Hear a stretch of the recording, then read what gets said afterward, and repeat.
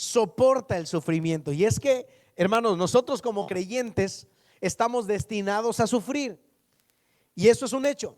Como seres humanos vamos a sufrir, pero como creyentes, por supuesto que también vamos a sufrir. Y Pablo aquí ocupa esta forma de ilustrarlo. Dice: como un buen soldado de Cristo Jesús. Lo que él está diciendo es: tú y yo somos soldados de Jesús. Y mire que una de las historias más famosas fue la batalla de Caránsebes, que tuvo lugar el 21 de septiembre de 1788 en la guerra austro-turca.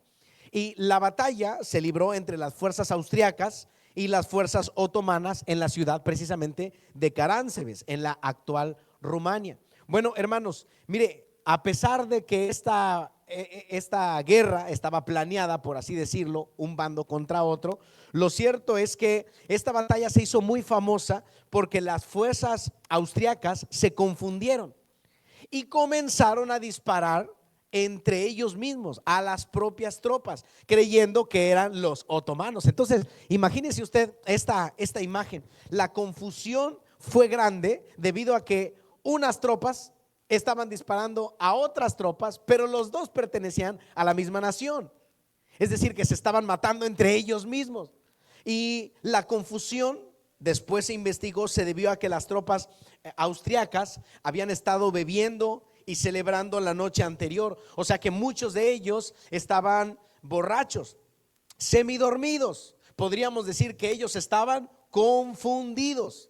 Y en el momento de salir a la batalla, en el momento de salir a la guerra, ellos sufren bajas muy importantes a causa de la confusión que estaba entre ellos mismos. De modo que llegó un momento en que los otomanos solamente estaban observando la confusión y esperaron un tiempo a que las bajas se dieran, porque no importaba si este grupo empezaba a ganarle al otro o este al otro. Lo cierto es que ellos eran del mismo bando.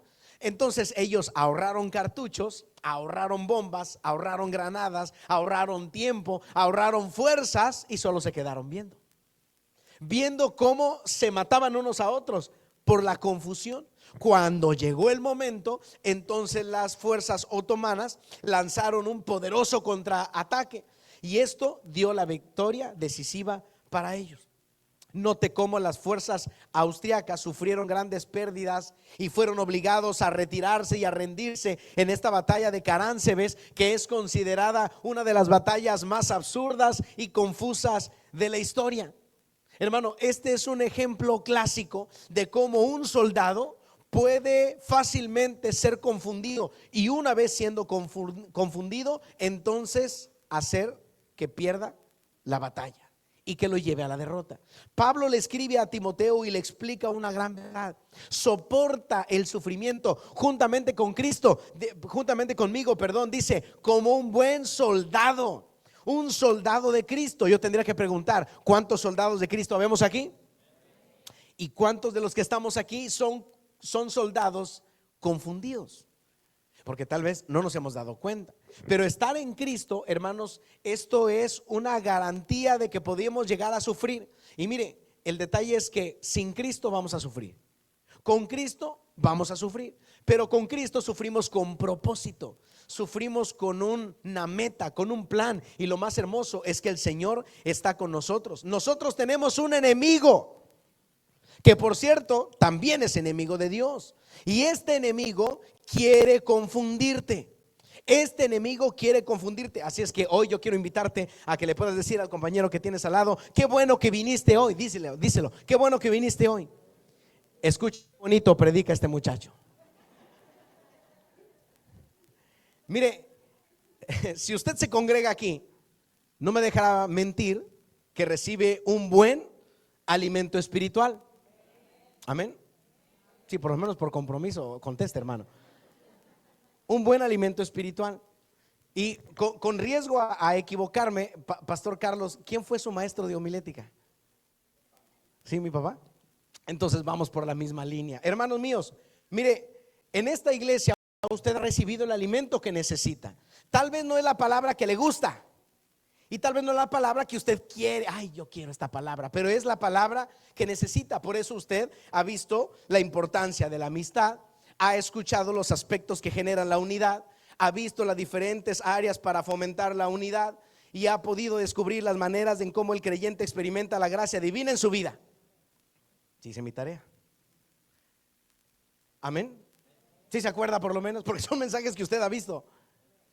Son mensajes que hemos visto. Hoy Dios tiene un mensaje para usted también, porque Satanás utiliza tácticas elaboradas para poder confundir a los creyentes, matando su vida espiritual. De tal manera que hoy tendremos que descubrir juntos cuáles son las diferentes tácticas que el enemigo utiliza para poder confundirnos y matarnos. Y estas son las siguientes de los que yo quiero compartir. Número uno, una de las tácticas que el enemigo utiliza para confundirte a través de la palabra. Y esto es poderoso, hermanos. El enemigo te confunde a través de la palabra. Mire, Satanás es el espíritu que mayor conocimiento tiene de Dios, comparado quizá a los otros espíritus malignos. No sé si usted lo sabía, pero Satanás es el teólogo más experimentado. Las personas muchas veces creen en las administraciones y en esos momentos de gozo y de fuego y todo. De repente llegan a creer y dicen cosas como Satanás no soporta la presencia de Dios. Dicen cosas así. Satanás no soporta la presencia. Por eso tú clámale, tú alábale, porque si hay algo que Satanás no puede soportar, es el fuego del Espíritu Santo. Y en ese momento todos decimos amén, gloria a Dios. Pero realmente, hermanos, por supuesto que Satanás sí soporta la presencia de Dios. De hecho, Satanás tiene acceso a la presencia de Dios. Los demonios huyen de la presencia de Dios. Pero la Biblia, que por cierto es la misma Biblia suya, la Biblia a mí me enseña que Satanás no solamente la soporta, sino que tiene acceso a su presencia. Por eso lo vemos en Job capítulo 1 versículo 6, cuando vemos que Satanás se presenta delante de Jehová. Lo vemos en Zacarías capítulo 3 versículo 1, cuando Satanás aparece listo para acusar a Josué. En Apocalipsis capítulo 12 versículo 10, cuando nos damos cuenta que Satanás nos acusa de día y de noche delante de Dios. Satanás conoce, fíjese qué fuerte esto. Satanás conoce cara a cara a la Trinidad. ¿Escuchó?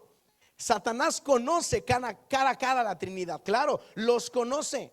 Tal vez ni usted ni yo lo hemos podido ver, lo sentimos, vive en nosotros, pero él sí los conoce y él va a intentar engañarte a través de la misma palabra. Él sabe más Biblia que tú, que yo, que el pastor, que todos los teólogos del mundo. Él conoce más la palabra. En la Biblia lo encontramos, muchos ejemplos. Por eso vemos en la segunda carta a los Corintios, en el capítulo 11, vemos que Pablo escribe a la iglesia en Corinto y les advierte sobre los falsos maestros. Dice que se disfrazan de apóstoles de Cristo. Lo vemos en Mateo capítulo 7, cuando Jesús mismo habla sobre los falsos profetas que vienen con piel de oveja, pero que por dentro son como lobos feroces. Lo vemos en Efesios capítulo 4, cuando se advierte a los cristianos de guardarse de los falsos profetas y de los falsos maestros, porque no crea que los falsos maestros iban a traer otra palabra. Los falsos maestros utilizan la misma palabra. En primera carta a Timoteo capítulo 4 se advierte a los cristianos a que podamos tener cuidado con la forma en cómo vivimos. Hermano mío, el enemigo quiere confundirte a través de la palabra. Por eso no puedes conformarte con leer la palabra. No puedes conformarte. Un cristiano que se conforma con leer la palabra es un cristiano que corre peligro. No puedes conformarte. No basta con saber qué dice. Necesitas conocer qué significa lo que dice. Por eso necesitas estudiarla. Necesitas aprenderla, necesitas memorizarla, pero sobre todo necesitas practicar. Ahora, ¿cómo lo vamos a lograr? Rayos, si tan solo hubiera un lugar, ¿no cree? Si tan solo hubiera un lugar en donde la gente se puede reunir para aprender más de la Biblia. Ojalá alguien pudiera inventar un lugar en donde pudiéramos reunirnos para conocer un poco más de la palabra de Dios.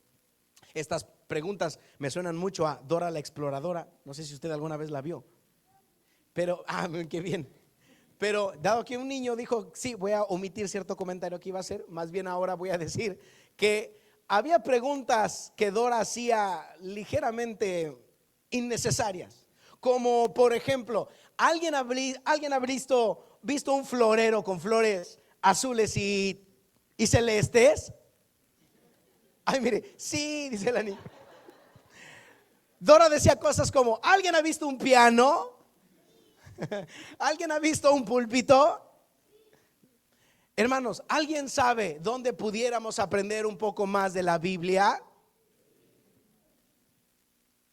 Precisamente es en la palabra del Señor, aquí en la iglesia.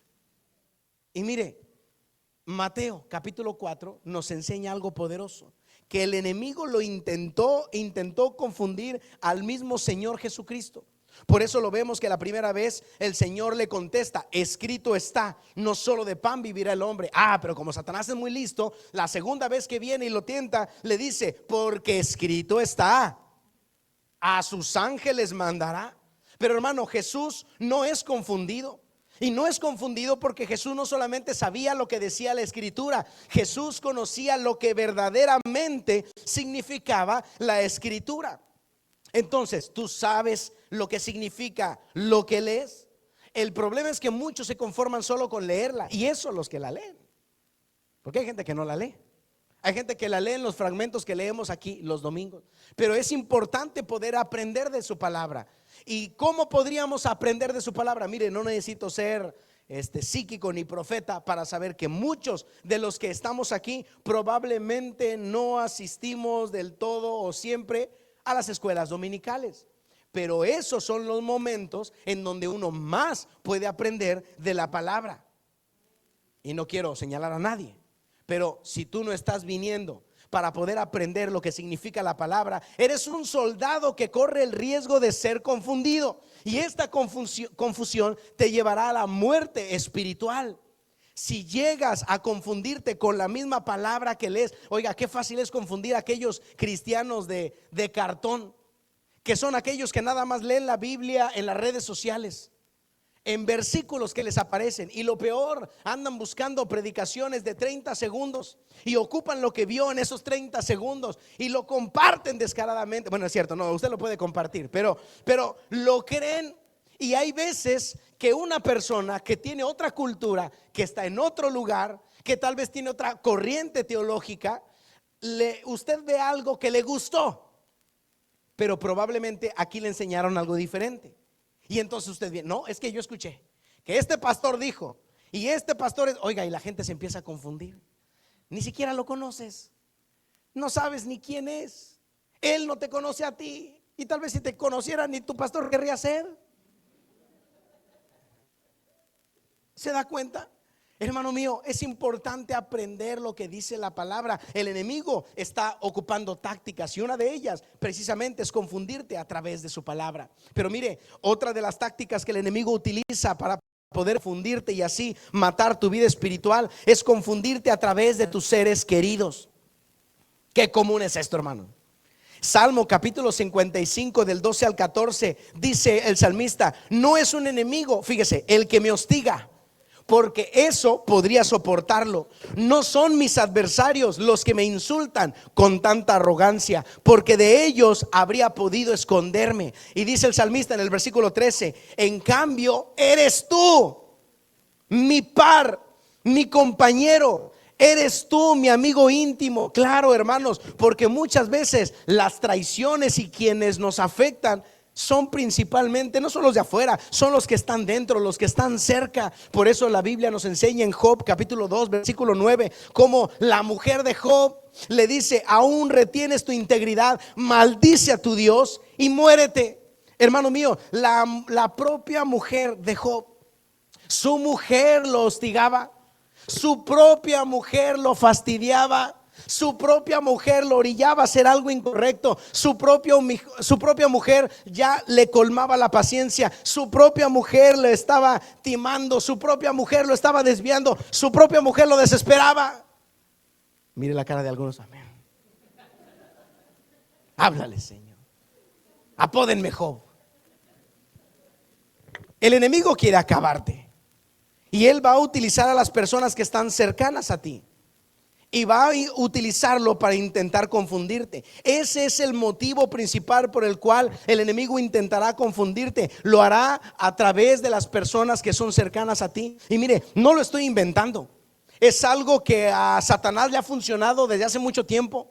Me atrevería yo a decir, este mensaje no está escalonado en niveles, pero me atrevería yo a decir que quizá esta es la forma en la que más le funciona a Satanás para poder confundir a los creyentes, a través de la gente cercana a ellos. Satanás mismo lo intentó con el Señor Jesús.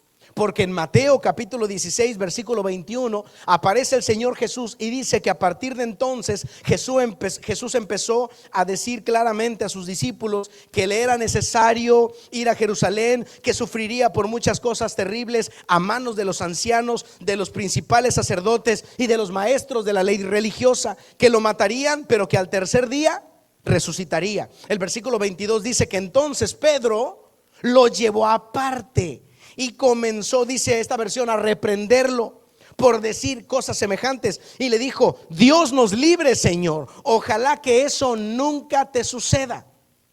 Ahora, note esto: la intención de Pedro no era mala, ¿ok? Porque lo único que Pedro quería hacer era defender a su maestro. Pedro amaba al Señor Jesús. Jesús empieza a hablar sobre cómo lo van a matar, cómo lo van a maltratar, lo que le va a pasar. E inmediatamente Pedro casi lo calla y le dice: no digas esas cosas. Eso no es muy raro. Uno lo hace con sus seres queridos. Yo de repente estoy con mi familia cuando estábamos en Veracruz, y yo de repente le decía a mi esposa: no, imagínate que ahorita en este viaje que voy vaya en el avión y se caiga y me muera. Y no faltaba mi tía o mi tía: cállate, chamaco, por favor no digas eso, ¿verdad? No, shh. O conoce a alguien así: ay, ¿te imaginas que me enferme? Ay, no, el Señor lo reprenda, Padre de la gloria, Cristo bendito, sangre de Cristo. Ya los menos cristianos agarran sal y ay, se la avientan por un lado. Pero no queremos escuchar esas cosas malas. Entonces, Pedro no tenía una mala intención. No tenía mala intención. Escucha que Jesús dice todo lo que le va a pasar. Entonces él viene y dice: no, Señor, ojalá que eso nunca te pase. Pero el versículo 23, el Señor Jesús habla y le dice a Pedro: aléjate de mí, Satanás. Dice esta versión: porque representas una trampa peligrosa para mí, porque tú ves las cosas solamente desde el punto de vista humano, no desde el punto de vista divino. Esto es poderoso, hermanos, porque significa que muchas de las ocasiones la gente que está cerca de nosotros va a tener una buena intención. Sí, va a querer ayudarnos, sí, pero escuche esto que le voy a decir. Dijera el de Facebook: te voy a hablar algo poderoso, algo profundo. Dígame, mi líder. Bueno, lo orejón ya estoy, me falta lo pelón, pero bueno, hermanos, escuche esto que le voy a decir. No importa si tiene buenas intenciones. Si alguien te da un consejo que te aparta del plan de Dios, ese consejo solo puede venir del enemigo de Dios. ¿Escuchó bien? Si alguien te aparta con sus consejos del plan que Dios tiene para ti, ese consejo solo puede venir del enemigo de Dios. Por eso Pedro, aunque tenía buenas intenciones, primero en los versículos de arriba el Señor le dice: Pedro, prácticamente no hay nadie como tú, bienaventurado eres, Simón, hijo de Jonás, porque no te lo reveló carne ni sangre. Y luego unos versículos después, ahora ya Pedro es el chamuco, porque le dice: apártate de mí, Satanás, porque me eres tropiezo, representas una trampa para mí. Hermanos, es que Pedro no tenía una mala intención, pero Satanás sin duda quería ocupar las palabras de Pedro para poder confundir al Señor. Es algo que Satanás lleva haciendo desde hace mucho tiempo. Y déjeme decirle algo: el infierno está sin duda lleno de buenas intenciones. Está lleno de buenas intenciones, pero eso no significa que todas las buenas intenciones nos van a llevar a algo positivo. Esta táctica es súper eficiente para Satanás. Muchos se han dejado confundir por lo que opina su familia, y hay familia que ni cristiana es. Y mire qué terrible es, porque cuando uno recién empieza a ser creyente y comienza a venir a la iglesia, ya sabes, esas veces que uno no quiere que nadie lo vea, y luego el pastor: nos acompaña, hermano, y ahí está uno: pásele, vamos a orar por usted. Y ahí pasa, quiere aceptar a Cristo pecador. Y bueno, hay muchas iglesias que así son, ¿no? Pero lo cierto es que hay veces que la familia ni es cristiana, uno apenas está yendo a la iglesia, que uno no cometa algún error en casa o que uno no se enoje, porque inmediatamente sale la frase poderosa de ellos que dicen: ¿y eso qué eres? Cristiano. Eso te enseñan en la iglesia. Ay, mira, a eso vas a la iglesia. Y hay gente que se va a un nivel más arriba. No, le voy a decir a tu pastor lo que estás haciendo. Tu familia, por muy buena que sea, no debe alejarte del plan de Dios. Tus amigos no deben alejarte del plan de Dios. Tu relación de noviazgo sentimental no puede alejarte del plan de Dios, porque si te aleja del plan de Dios, despierta. Esta es una táctica que Satanás está intentando utilizar para confundir tu vida y alejarte del propósito de Dios. Y mire, la tercera táctica que el enemigo utiliza para poder confundirte y llevarte a la muerte espiritual es confundirte a través de obtener una vida fácil. Lucas capítulo 23, desde el 39 hasta el 43, vemos a un ladrón que está junto con otro ladrón y también está con el Señor Jesús en la cruz del Calvario. Los tres están ahí. Y hubo un momento en donde este ladrón le dice a Jesús: si verdaderamente eres el Hijo de Dios, fíjese como que lo pone en duda, si verdaderamente eres Hijo de Dios, sálvate y sálvanos pues de paso a nosotros, no seas mala onda, pero sálvate tú. Era una solución fácil, era una solución sencilla. Déjeme decirle algo, que aunque esta solución era sencilla, Jesucristo no quería optar por la salida sencilla. Jesucristo quería optar por el plan de Dios, aunque fuera difícil. Y aunque fuera complicado, Jesús tenía que cumplir el plan de Dios. Y no era la primera vez. Porque recuerde que antes de llegar a la cruz del Calvario, mientras lo estuvieron entrevistando en diferentes ocasiones, le decían al Señor: si eres el Hijo de Dios, a ver, haznos un milagro. ¿Y usted no cree que Jesús hubiera podido hacer un milagro ahí? Si la persona el gobernador, el romano, era gordo, lo enflaca si quiere. Si está pelón, hace que le salga pelo. Mire algunos, amén. Si está chaparro, lo hace grande. Si está orejón, le pega las orejas. Hermano mío, el Señor podía hacer cualquier milagro. Jesús tenía una salida fácil, pero no optó por la salida fácil, sino por cumplir lo que Dios tenía para él. Y tampoco era la primera vez, porque todavía antes de que estuviera ahí, justamente cuando fue tomado preso, vuelve a aparecer Pedro. Y Pedro toma una espada y le corta la oreja a uno. El Señor tiene que venir y agarrar la oreja y pegársela, hablando de milagros. Tiene que pegársela al hombre y voltea a ver a Pedro y le tiene que decir en pocas palabras: Pedro, ay Pedrito, ¿por qué no eres un discípulo normal?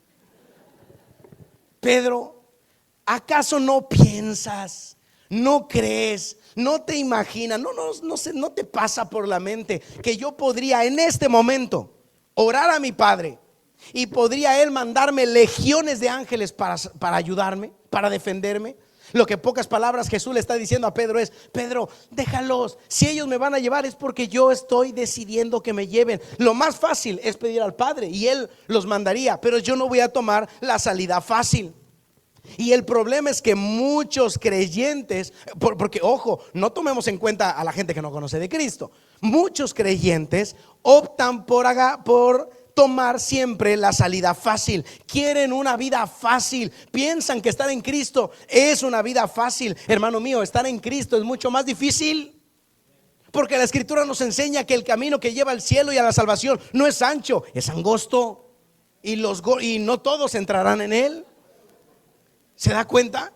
Primera carta de Juan capítulo 2 versículo 15 al 17 dice: no améis al mundo ni las cosas que están en el mundo. Si alguno ama al mundo, el amor del Padre no está en él. Porque todo lo que hay en el mundo, los deseos de la carne, los deseos de los ojos, la vanagloria de la vida, no proviene del Padre, sino del mundo. Mire, le hace falta leer la Biblia. Sino del mundo.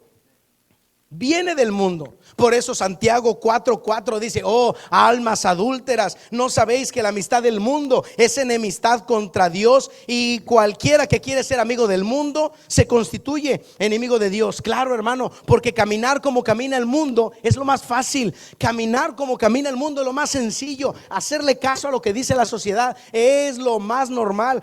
Tal vez te meterías en menos problemas, pero la Biblia dice en Mateo 6:4 que ninguno puede servir a dos señores, porque o aborrecerá a uno o amará a otro, o estimará a uno o menospreciará a otro. No podéis, dice, servir a Dios y a las riquezas. Y es que lo que nos hace más fácil la vida precisamente es el dinero. Y la Escritura nos enseña que que la raíz de todos los males es el amor al dinero. Mi tío Horacio siempre decía, dice tal vez, pero ya no convivo tanto con él, pero él decía: el dinero no compra, el dinero no te lleva a la felicidad. El dinero no te lleva, pero sí te deja una cuadra. Como diciendo: ya nomás camínale para allá. Porque el dinero te facilita la vida, hermanos míos. Pero nosotros no podemos intentar llevar una vida fácil. Esto es complicado. Y mire, esto se aplica también a los creyentes. Esto se aplica también a los creyentes porque muchos creyentes están anhelando que en Cristo, que en Príncipe de Paz, pueda tener una vida fácil. Y tal vez muchos lo han intentado. Y no digo porque me había puesto de acuerdo con el pastor. Hermano, es algo que pasa en todas las iglesias. Mire, Dios me ha dado la bendición de estar apoyando a algunos pastores en ciertas cosas de diseño y algunas cosas de publicidad. Y hubo dos que me pidieron que hiciera su plan de trabajo, que les inventara una portada y que todo, y que lo pusiera así bonito. Y lo hice, pero cuando lo estaba transcribiendo me di cuenta que los cargos se repiten. Es decir, la que está en niños al mismo tiempo está en la alabanza, y la que está en la alabanza al mismo tiempo está de ujier y también es auxiliar, pero también le toca las clases. Y le pregunté por pura curiosidad, no es que sea chismoso, solo por pura curiosidad: oiga, hermano, ¿cuánta gente tiene? Porque no conozco su iglesia.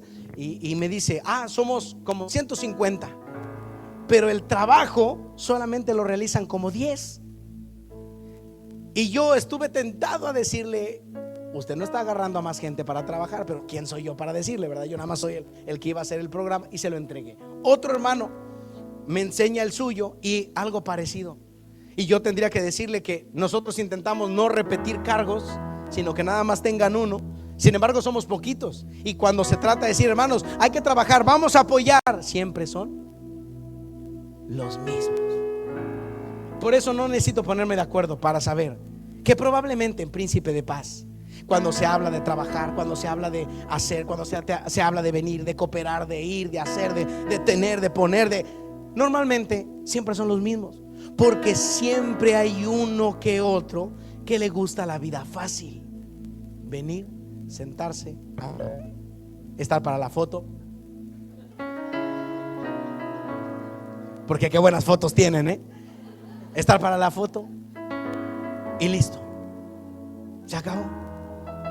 Esa es una vida fácil. Esa es la vida sencilla. Y eso, querido hermano, es lo que Satanás quiere de ti. Ya, ok, él tolera que vengas a la iglesia. Está bien, ven a la iglesia, pero va a intentar confundirte para que vivas un cristianismo fácil, para que lo puedas pasar light, para que todo esté relax. Eso es lo que va a intentar. Y con el paso del tiempo, como los soldados de Carance, ¿ves? Te darás cuenta que sin pensarlo vas a empezar a hacer cosas y acciones que van a empezar a matar tu propia vida espiritual. De modo que el enemigo va a hacer lo mismo que las fuerzas otomanas. Ya ni siquiera va a venir sobre ti, ya ni siquiera te va a intentar hacer algo. No, ni siquiera te va a atacar. Solo se va a quedar viendo cómo te destruyes tú y con tu familia, unos con otros. Por eso a veces cuando se pelean en la casa ni quieren venir. No, porque ir enojados, pues ¿para qué vamos? Venga así enojado, hermano. Si yo le contara lo que vivimos los pastores, así enojados venimos, y aquí el Señor nos contenta. Bueno, a veces eso es lo que se espera, pero todos pasamos por eso. Venga, pero a veces quiere confundirte a través de la gente cercana. A veces quiere confundirte a través de la palabra y lo que lees. Si tú no eres un creyente que practica la lectura y Él es tuyo, eres un creyente que está caminando directo a una confusión. Y este mensaje es un mensaje que probablemente ni querías escuchar. Tal vez estás pensando, ay, ojalá que hubiera estado alguien para que lo hubiera escuchado. No, es que el mensaje no era para alguien, el mensaje era para ti. Porque si no está aquí, puede estar en la transmisión. Si no está en la transmisión, entonces el Señor hablará a tu vida. Lo cierto es que tal vez te congregas en la iglesia, vienes a la iglesia, trabajas un poco en la iglesia, cooperas en la iglesia, contribuyes económicamente en la iglesia, pero no te has dado cuenta que sigues siendo un cristiano confundido. Eres un cristiano confundido, porque con tantito que te diga tu familia, te dejas envolver. Con tantito que veas algo en las redes, te dejas envolver. Una prueba, una lucha, una adversidad, te dejas envolver. Y hay creyentes que vienen a la iglesia para buscar del Señor una respuesta, y como no la hay, recurren a otros métodos. Y lo voy a decir en esta hora porque lo siento hacerlo, pero hay mucha gente que viene a la iglesia y le pide a Dios: yo tengo esta necesidad. Y se atreven hasta a decir: Señor, te doy 2 semanas. 2 semanas te doy para que tú me contestes. Hermano, ¿cómo le vamos a poner ultimátums al Señor? Imagínese qué chulada. El pelado poniéndole ultimátums a Dios de cuándo tiene que contestar, cómo, dónde y de qué forma. No, hermano mío. No se acuerda la crítica constructiva que le hacemos a Christian de Clairo, que nosotros cantamos sus canciones y han sido de bendición, pero dijo una frase que se pasó de danza y que dijo: no acepto un no por respuesta. Pues no sé a qué Dios le ora, porque nuestro Dios puede respondernos lo que, disculpen la expresión, lo que se le pegue la gana. Y nosotros como sus hijos vamos a responder y a sujetarnos a su voluntad. Pero hay personas que intentan convencer al Señor y todavía intentan hacer cosas espirituales. No, me voy a poner a ayunar 1 mes de ayuno hasta que el Señor me conteste. Bueno, hermano, lo bueno es que va a adelgazar, pero probablemente el Señor no le conteste, porque su voluntad es absoluta y es perfecta. Y después de todo eso, como quieren una vida fácil, como Dios no funcionó, como la oración del diácono de la iglesia estuvo bien flaca, como el pastor vino, oró, pero parece que no le importó mi necesidad, se va a ir de príncipe de paz y va a ir a otro lugar y va a ir a otra iglesia, si bien le va, a otra denominación, a otro lugar, con otra liturgia, con otra teología, con otra doctrina. Y si no le va bien ahí, entonces recurre a otras cosas y va a brujos, hechiceros, y ahí lo anda limpiando con un huevo y con perejil y no sé cuántas cosas, y empiezan a hacer un montón de cosas, y va con la muerte. Y déjeme decirle algo, porque es verdad: si usted va con la muerte, normalmente le va a contestar, y su respuesta va a ser un sí. Lo que usted quiera, lo hace. Y no la estoy promocionando, escuche lo que le voy a decir. Si usted le pide, lo va a hacer. Si usted le ofrece, lo va a cumplir. Pero al final su alma la va a perder y va a pasar toda la eternidad en un lugar de perdición, donde dice la escritura que es el lloro y el crujir de dientes. Todo por un capricho humano temporal, por no sufrir ni padecer. Y es que no queremos escuchar un no, queremos la vida fácil. Hoy el Señor quiere hablar a tu corazón y decirte que probablemente has estado confundido y no te has dado cuenta, a través de tu familia, a través de la palabra o a través de una vida fácil. Pero hoy el Señor quiere hablar a tu vida. ¿Quieres ponerte de pie en esta hora?